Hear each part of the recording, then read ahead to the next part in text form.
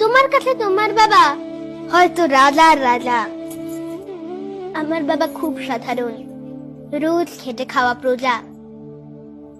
তোমার জন্য তোমার বাবা চাঁদ ফিরে দিতে পারে, আমার বাবা হতদরিদ্র, খালি হাতে ঘরে ফেরে। তোমাদের বাবা খুব ফিটফাট, গায়ে স্যুট, হাতে ঘড়ি। জানো তো, আমার বাবাটা ভীষণ অগোছালো, মুখ ভরা পাকা দাড়ি। তোমার হাতে নুন পোড়ার ডালো বাবা খায় চেটে বাটিয়ে। আমি তো দারুণ রান্না করি, তবু বাবা বলে মোটামুটি।